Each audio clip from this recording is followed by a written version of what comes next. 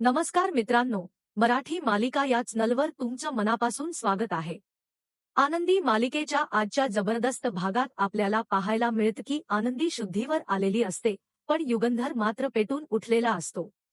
युगंधर म्हणतो, ज्या लोकांनी आनंदीच्या बाबतीत हे सगळं केलं त्यांना मी अजिबात सोडणार नाही, आणि ज्यांनी आनंदीचा श्वास रोखण्याचा प्रयत्न केलाय त्यांचा श्वास मी काढून घेतल्याशिवाय राहणार नाही, असं आव्हान युगंधरने दिलेलं आहे।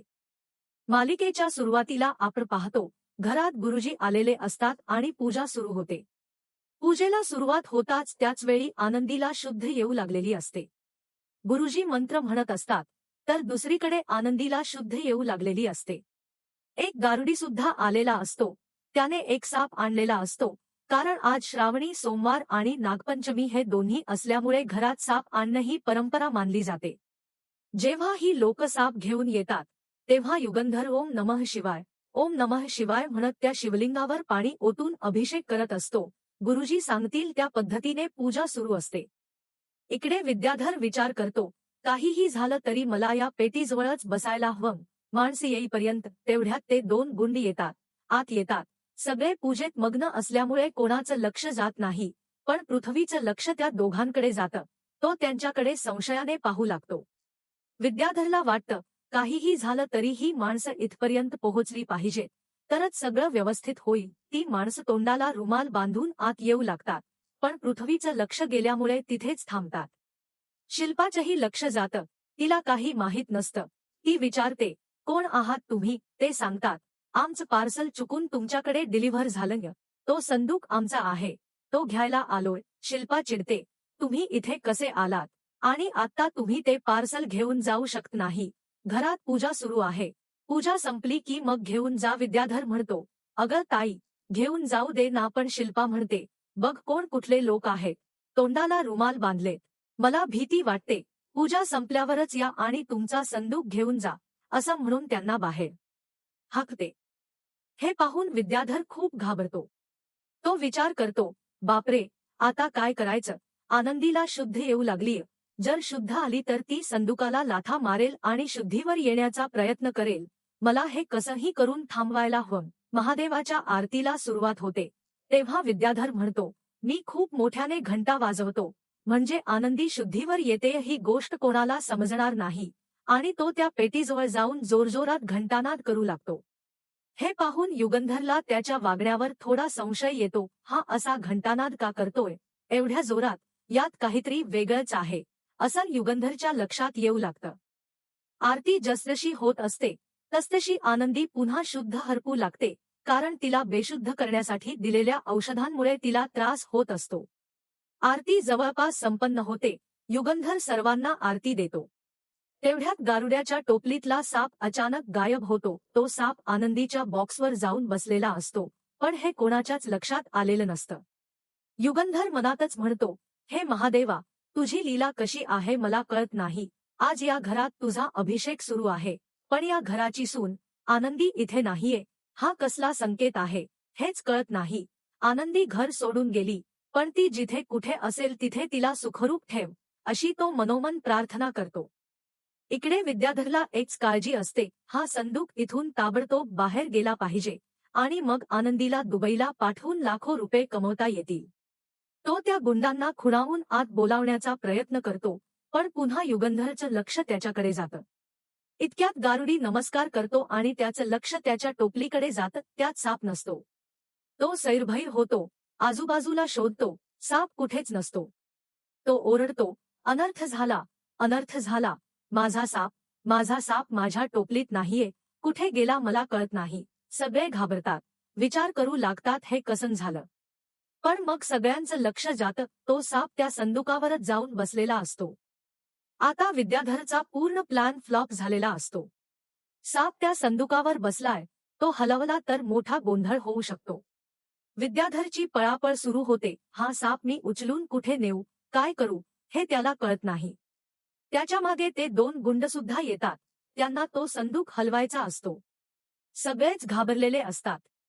विद्याधर त्या सापाला बाजूला करण्याचा प्रयत्न करतो, तेव्हा धनश्री म्हणते, अहो काय करताय, असलं काही करू नका, तो साप आहे, उगाच उद्योग करू नका, तुम्ही बाजूला व्हा ब्र, असं म्हणून ती आरडाओरडा करू लागते.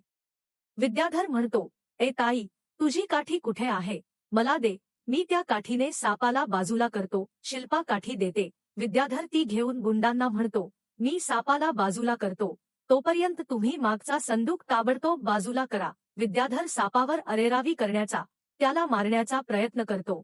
तेव्हा सगळेजण त्याला थांबवतात. असं काही करू नकोस विद्याधर, बाजूला हो. विद्याधर गारुड्याला विचारतो, तुझा हा साप असा कसा वागतोय? गारुडी सांगतो, साहेब, मलाही कळत नाही. हा कधीच फुसफुस करत नाही, पण आज असा का वागतोय तेच समजत नाही. युगंधर विचार करू लागतो, नक्की काय होतंय? काही अगतिक तर होणार नाही ना. तेवढ्यात विद्याधर पुन्हा सापाला हुसकावण्याचा प्रयत्न करतो, जेणेकरून साप बाजूला झाल्यावर तो संदूक बाजूला करता येईल. पण माई गप्प बसत नाहीत. त्या म्हणतात, नागपंचमी आणि श्रावण सोमवारी साप दिसणं, घरात येणं हा शुभ संकेत मानला जातो. तरीही गारुडी, गुंड आणि विद्याधर साप हुसकावण्याचा प्रयत्न करत राहतात, पण साप तिथून हलत नाही. तेव्हा युगंधर सर्वांना थांबवतो, एक मिनिट, सगळेजण जागेवरच थांबा. पण साप तर इथून गेला पाहिजे ना. युगंधर म्हणतो, साप जाईल, मी त्याला हालतो. असं कसं हाकलणार तू स्वतः? नको, जर तो विषारी साप असेल आणि त्याने तुला काही केलं तर. पण युगंधर ऐकत नाही. तो त्या सापासमोर हात जोडून उभा राहतो आणि एकाग्रतेने ओम नमः शिवाय, ओम नमः शिवाय असा जप करू लागतो. आजूबाजूचे सगळे आपसुकच हात जोडतात, युगंधरसोबत सहभागी होतात. पण विद्याधरची मात्र पुरती वाट लागलेली असते. जर साप बाजूला झाला आणि हे लोक संदूक उघडतील तर काय, अशी त्याला भीती वाटते. तो ठरवतो, साप गेला की लगेच संदूक उचलून त्या माणसांना बाहेर हाकलून द्यायचं. जप संपल्यावर युगंधर पुन्हा महादेवाला नतमस्तक होऊन प्रार्थना करतो आणि त्या नागोबासमोर आपला उजवा हात पुढे करतो. आणि तेव्हा महादेवाची लीला म्हणावी लागेल. तो साप युगंधरच्या हातावर चढतो आणि त्याच्या हाताला विळखा घालून बसतो. हे पाहून सगळ्यांच्या अंगावर काटा येतो. विद्याधरच्या तोंडचं पाणी पळतं, त्याला काही सुचत नाही. दादाने चक्क साप पकडलाय. युगंधर तो साप घेऊन गारुड्याजवळ जातो आणि म्हणतो, हा घ्या तुमचा साप, आणि तो सापाला टोपलीत ठेवतो. हे सगळं होत असतानाच विद्याधरची घाई सुरू होते. तो गुंडांना म्हणतो, अरे काय बघताय, उचला तुमचा संदूक, पटापट उचला आणि इथून गायब व्हा. तेवढ्यात तो संधीचा फायदा घेत गारुड्यालाही बोलतो, तुला जर हे सगळं जमत नाही तर कशाला हे सगळं केलंस? साप घेऊन इथे आलास आणि असा गोंधळ केलास. तो गुंडांना पुन्हा म्हणतो, उचला तो संदूक, ताबडतोब हटवा इथून. पण तेवढ्यात युगंधरच्या लक्षात एक गोष्ट येते. तो सगळा प्रसंग त्याच्या डोळ्यासमोरून जातो. तो म्हणतो, एक मिनिट थांबा. सगळे चकित होतात. विद्याधर म्हणतो, अरे दादा, कशाला उगाच, त्यांना आधीच उशीर झालाय, जाऊ दे. युगंधर म्हणतो, नाही, मला म्हणायचं की या संदुकात नेमकं आहे तरी काय? चुकून डिलिव्हरी झाली आणि त्यावर साप जाऊन बसला, हा कसला दैवी संकेत आहे? मला त्यात काय आहे ते बघायचंच आहे. विद्याधर म्हणतो, दादा, उगाच कोणाच्या पर्सनल गोष्टीत आपण ढवळाढवळ करू नये. युगंधर म्हणतो, तुला एवढा घाम का फुटलाय? मी सांगितलंय की मला त्या पेटीत काय आहे ते बघायचं. कोणाचंही पर्सनल असो, ते इथे माझ्या घरी आलंय, मला बघायचंच आहे, असं म्हणून तो पेटीसमोर जातो. विद्याधर त्याला अडवायचा प्रयत्न करतो. तेवढ्यात शिर्के पुढे येतात. काय चाललंय विद्याधर साहेब? मालक साहेबांना संदूक उघडून पाहायचाय तर तुमचा प्रॉब्लेम काय? बघू द्या ना. विद्याधर चिडतो, शिर्के, तुम्ही गप्प बसा. तुम्हाला काय गरज आहे?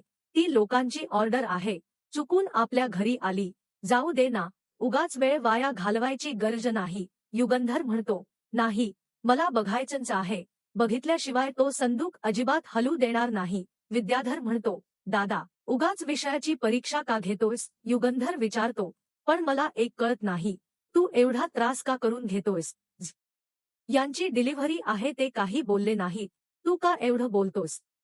शिर्के, ही पेटी उघडायची आहे आपल्याला. शिर्के म्हणतात, हो मालक साहेब, काळजी करू नका, ती माणस काही बोलणार नाहीत. युगंधर पेटीसमोर जातो. त्याला वेगळीच शंका असते, काहीतरी असेल, विद्याधरचं काहीतरी कारस्थान असेल. पण जेव्हा तो पेटी उघडतो तेव्हा त्याच्या पायाखालची जमीन सरकते. त्या पेटीत दुसरं तिसरं कोणी नसून आनंदी असते. सगळेजण तिला पाहतात. युगंधर जोरात ओरडतो, आनंदी, आनंदी, प्रांजल आणि इतर मुलं म्हणतात, आनंदी तर घर सोडून गेली होती, मग ती इथे कशी आली हा प्रश्न सगळ्यांनाच पडतो. आनंदीला बांधून ठेवलेलं असतं. आरती धावत पुढे येते, आनंदी, आनंदी. सगळे तिथे येऊन पाहतात. सगळ्यांना धक्का बसतो. युगंधर तिचे हात सोडतो, आरती तिचे पाय सोडते. दोघे मिळून तिची त्या पेटीतून सुटका करतात. विद्याधरचा संपूर्ण प्लॅन फ्लॉप झालेला असतो. तो म्हणतो, हातातोंडाशी आलेला घास निघून गेला. युगंधर लगेच आनंदीला हातावर उचलून घेतो आणि शिर्केंना ऑर्डर देतो, शिर्के, काहीही करा, पण जी माणसं हा संदूक घेऊन आली होती त्यांना पकडा, सोडू नका. शिर्के म्हणतात, काळजी करू नका मालक साहेब, मी आत्ताच त्यांना पकडतो. युगंधर आनंदीला उचलून घेऊन जातो. पृथ्वी हे सगळं रागाने पाहत असतो. त्याला हे नेमकं काय चाललंय हे समजत नसतं. गोंधळ सुरू असतो. युगंधर आनंदीला आरतीसोबत त्याच्या खोलीत घेऊन जातो. शिल्पा गुरुजींचा निरोप घेते. गुरुजी निघून जातात. पृथ्वी तिथून जाण्याचा प्रयत्न करतो. तेवढ्यात शिल्पा त्याच्याशी बोलते. पृथ्वी म्हणतो, त्या आनंदी आणि युगंधर निंबाळकरांशी आमचा काही संबंध नाही. तो त्यांचा विषय आहे.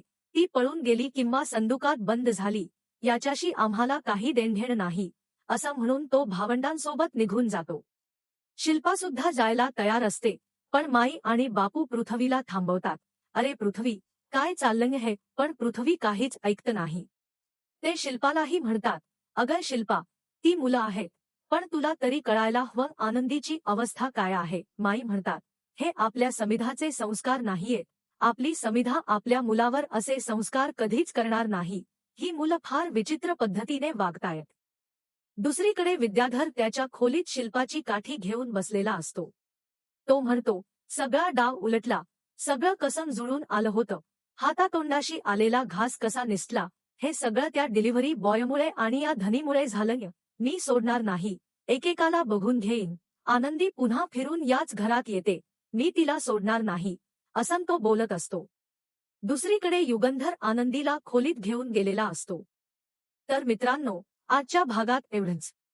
उद्याचा भाग पाहायचा असेल तर मराठी मालिका या आपल्या चॅनलला नक्की सबस्क्राईब करा.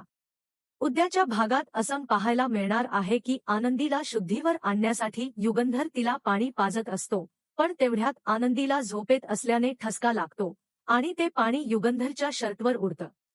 तिथे शिल्पा येऊन म्हणते, युगंधर, तुझा कुर्ता बदलून घे, थोडा ओला झालाय. युगंधर स्पष्ट शब्दात सांगतो, या कुर्त्यापेक्षा मला आता आनंदीची तब्येत आणि तिचा जीव जास्त महत्वाचा आहे. ज्याने कोणी आनंदीचा श्वास रोखून ठेवण्याचा प्रयत्न केलाय, त्याला मी अजिबात सोडणार नाही. त्याचा श्वास मी रोखून ठेवला नाही तर नाव युगंधर निंबाळकर लावणार नाही, कारण त्याने या घराच्या सुनेसोबत, आनंदीच्या जीवासोबत खेळण्याचं वाईट कृत्य केलंय. ती व्यक्ती कोणीही असो, तिला धडा शिकवल्याशिवाय, तिचा श्वास रोखल्याशिवाय मी शांत बसणार नाही, असं युगंधर स्पष्टपणे बोलतो. हे सगळं तो बोलत असताना दरवाजाच्या मागे उभा राहून विद्याधर हे सगळं ऐकत असतो. त्याला घाम फुटलेला असतो. युगंधर काय चीज आहे आणि तो काय करू शकतो हे त्याला चांगलंच माहीत असतं. त्यामुळे त्याचा चांगलाच थरकाप उडतो.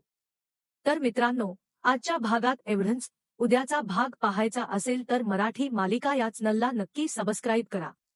खूपच इंटरेस्टिंग वळणावर मालिका येऊन पोहोचली आहे. नक्कीच तुम्हाला आवडत असेल अशी आशा आहे. भेटूया उद्याच्या भागात. तोपर्यंत पाहत रहा आनंदी.